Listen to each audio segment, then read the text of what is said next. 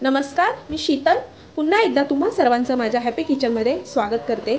आज मी तुम्हाला श्रावण स्पेशल भागात पुरणपोळीचं संपूर्ण ताट तेही झटपट कशा प्रकारे बनवायचं ते सांगणार आहे। तर हा माझा व्हिडिओ पूर्ण बघा, लाईक करा, शेअर करा, सबस्क्राईब करा आणि हो, अशाच नवनवीन रेसिपीज पाहण्यासाठी बेल आयकॉनवर क्लिक करा। चला तर मग बनवूयात अगदी झटपट असं होणार आहे पुरणपोळीचं संपूर्ण ताट। सर्वप्रथम मी इथे 2 वाटी तांदूळ घेतलेले आहेत व ही 1 वाटी चणा डाळ घेतलेली आहे। हे आता आपण स्वच्छ 2 ते 3 वेळा धुवून घेणार आहोत। तांदूळ व डाळ मी दोन्ही देखील स्वच्छ धुवून घेतलेले आहेत। आता ज्या वाटीने मी तांदूळ व डाळ मोजून घेतले होते त्याच वाटीने मी पाणी मोजून घेते। तांदळामध्ये आपण 1 वाटी पाणी टाकूया व डाळीमध्ये आपण 2 वाटी पाणी टाकणार आहोत।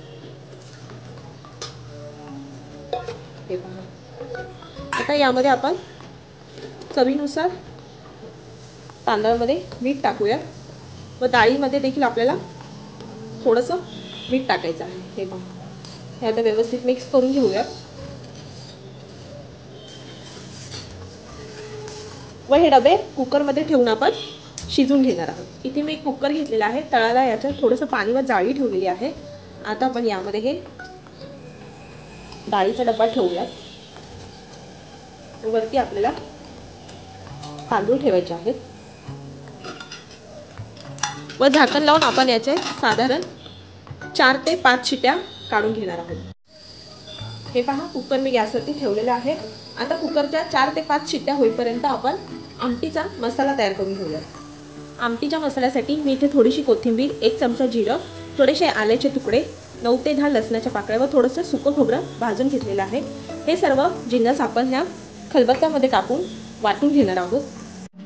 हे पहा, अशा पद्धतीने हा मसाला वाटून घ्यायचा आहे। हा मसाला तुम्ही मिक्सरमध्ये देखील वाटू शकता, पण खलबत्त्यात वाटलेल्या मसाल्याची आमटी खूपच चवीला छान होते, त्यामुळे मी असं वाटून घेत आहे खलबत्त्यामध्ये मसाला। मसाला आपला वाटून झालेला आहे। हे पहा, अशा पद्धतीने थोडासा जाडसरच मसाला आपल्याला वाटून घ्यायचा आहे। आता आपण भज्यांचं पीठ भिजवून घेऊयात। त्यासाठी मी इथे 2 मोठे कांदे उभे चिरून घेतलेले आहेत। त्यामध्ये चवीनुसार मीठ टाकूयात व हे मीठ आपण व्यवस्थित कांद्याला लावून घेणार आहोत। हे पहा, कांद्याला मीठ लावून साधारण 2 ते 3 मिनिटे मी हे बाजूला ठेवलं होतं। याला पाणी सुटलेलं आहे कांद्याला। आता मी यामध्ये 1 वाटी बेसन टाकते। 1 चमचा आपण यामध्ये तांदळाचं पीठ टाकूयात। तांदळाचं पीठ टाकल्यामुळे भजी आपले अगदी कुरकुरीत होतात।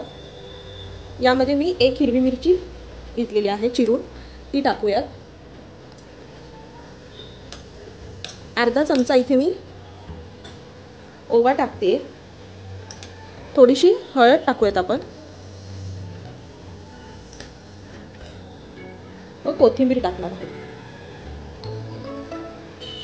व 1 चमचा आपण यामध्ये लाल तिखट टाकणार आहोत व हे सर्व मिश्रण आपल्याला एकत्र मिक्स करून घ्यायचं आहे। हे सर्व मिक्स करून झालेलं आहे। आता मी यामध्ये थोडंसं पाणी टाकते। थोडं थोडं पाणी ॲड करून आपल्याला हे पीठ भिजवून घ्यायचं आहे। आता आपण यामध्ये थोडासा खाण्याचा सोडा टाकूयात व हे देखील व्यवस्थित मिक्स करून घेऊया।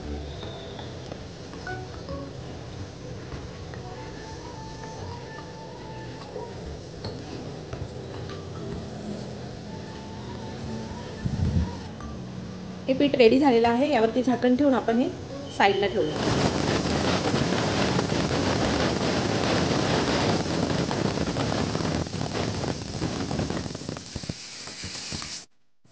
कुकरच्या देखील 4 ते 5 शिट्ट्या झालेल्या आहेत। हे पहा, भात व डाळ दोन्ही शिजलेले आहेत। तुम्ही पाहू शकता डाळ देखील आपली मस्त शिजलेली आहे। हे पहा, अगदी मऊ झाली आहे। आता आपण या डाळीतलं पाणी काढून घेणार आहोत आमटी करण्यासाठी। इथे मी एक जाळी घेतलेली आहे। आता आपण याचं पाणी सर्व डाळीचं काढून टाकूया।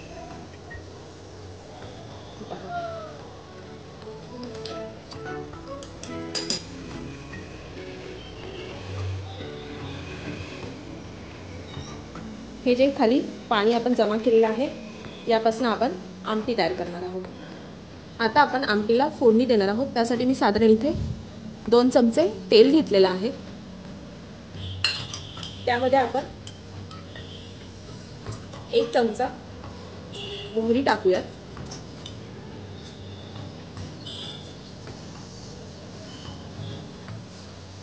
आता मी इथे 7 ते 8 कढीपत्त्याची पानं घेतलेली आहेत, ती टाकूयात.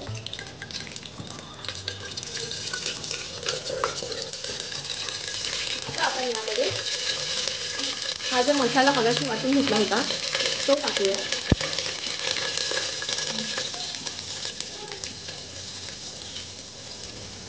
लगेचच आपण यामध्ये 1 चिरलेला टोमॅटो टाकणार आहोत.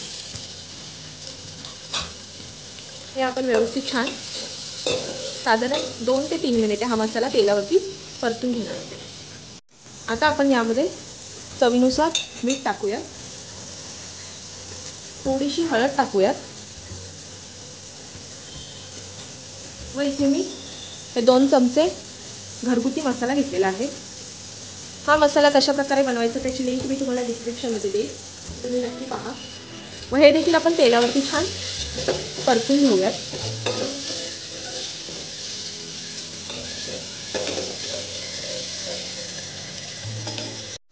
हा सर्व मसाला आपला परतून झालेला आहे, हे पहा. आता आपण यामध्ये हे जे डाळीचं पाणी आपण मगाशी काढलं होतं ते टाकणार आहोत. हे पहा. यामध्ये आणखीन आपण थोडंसं पाणी ॲड करूया. आता मी यामध्ये ही थोडीशी चण्याची डाळ जी आपण शिजवून घेतली होती ती थोडीशी वाटून घेतलेली आहे जाडसर, ती देखील आपण आमटीमध्ये टाकणार आहोत. यामुळे आपल्या आमटीची चव आणखीनच छान होणार आहे. हे पहा. मस्त एक साधारण 5 ते 10 मिनिटे आपण ही आमटी उकळून घेणार आहोत. साधारण 10 मिनिटे झालेली आहेत. आमटी आपली रेडी झालेली आहे. आता मी गॅस बंद करते. आता आपण पीठ मळून घेऊया. हे पहा, इथे मी गव्हाचं पीठ देखील मळून घेतलेलं आहे. आपण ज्याप्रमाणे चपातीसाठी पीठ मळतो त्यापेक्षा थोडंसं सैल असं हे पीठ आपल्याला मळायचं आहे पुरणपोळीसाठी. सैल मळल्यामुळे आपली पुरणपोळी अगदी मऊ होते. आता आपण यावरती थोडंसं तेल लावणार आहोत. हे पहा, तेल लावून देखील आपण थोडंसं हे पीठ मळून घेणार आहोत.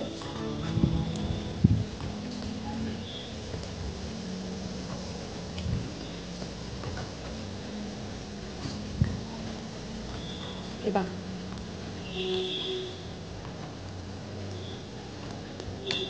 हे पीठ आपलं पोळ्या करण्यासाठी रेडी झालेलं आहे. यावरती झाकण ठेवून आपण साधारण 10 ते 15 मिनिटे हे पीठ रेस्ट करण्यासाठी ठेवणार आहोत. इथे मी चण्याची डाळ जी आपण मगाशी शिजवून घेतली होती ती एक जाड बुडाच्या कढईमध्ये टाकलेली आहे. आता मी यामध्ये 1 वाटी गूळ टाकते. हे देखील आपण व्यवस्थित गूळ वितळून घेणार आहोत. गॅस आपल्याला फास्ट ठेवायचा आहे. हे पहा, गूळ आपला पूर्णपणे वितळला आहे.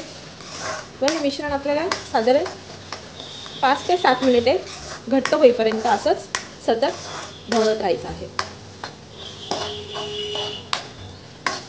हे पहा, हे आपलं मिश्रण घट्ट झालेलं आहे. आता मी यामध्ये 1 चमचा वेलची पूड व जायफळ पूड टाकत आहे. हे देखील आपण व्यवस्थित मिक्स करून घेऊयात.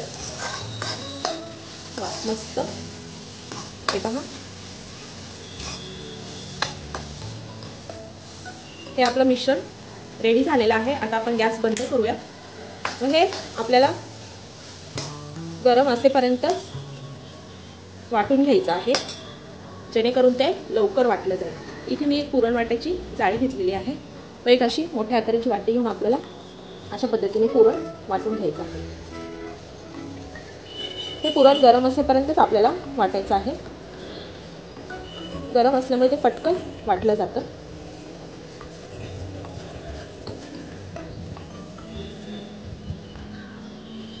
हे पहा, अशा पद्धतीने हे पुरण आपलं तयार झालेलं आहे. मी अशाच पद्धतीने सर्व पुरण वाटून घेते. हे पहा, पुरण आपलं रेडी झालेलं आहे. आता आपण पुरणपोळ्या लाटायला घेऊया. आता आपण पोळी लाटूया. त्यासाठी मी इथे हा पिठाचा गोळा घेतलेला आहे. त्याला थोडंसं तेल लावून आपण याची पावी तयार करून घेऊया. हे पहा, मी गॅसवरती तवा गरम करायला ठेवलेला आहे. हे पहा, यामध्ये आता आपण पुरण भरूया. इतकं पीठ घेतलं आपण इतकंच पुरण आपल्याला यामध्ये भरायचं आहे.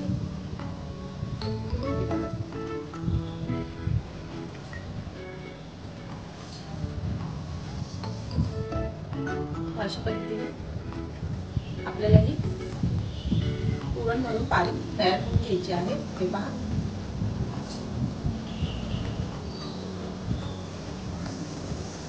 हे थोडंसं जे एक्स्ट्रा पीठ आहे ते आपण काढून टाकूया.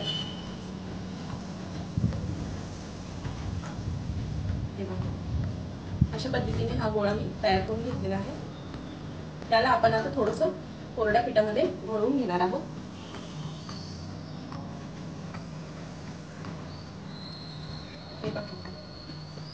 आता आपण पोळी लाटूया. अगदी अलगद हाताने आपल्याला ही पोळी लाटून घ्यायची आहे. अशा प्रकारे फिरवत आपल्याला ही पोळी लाटून घ्यायची आहे.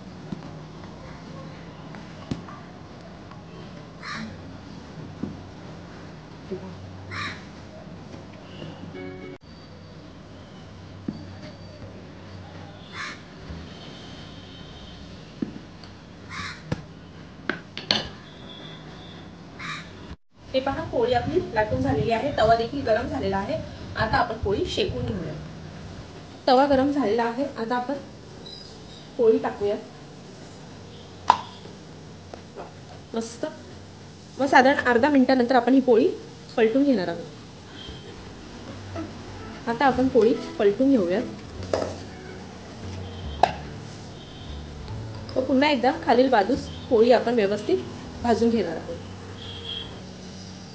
आता आपण पोळी पलटून घेऊया.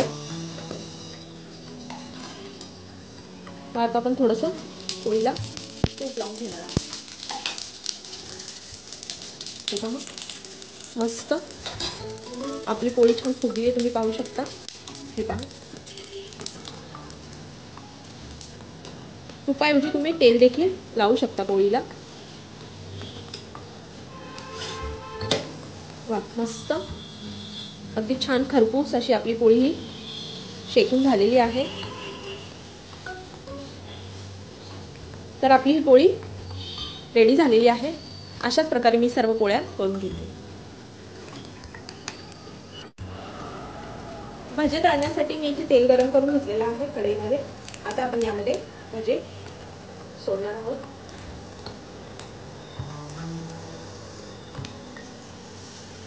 अशा पद्धतीने आपल्याला हे भजे तेलामध्ये सोडायचे आहे.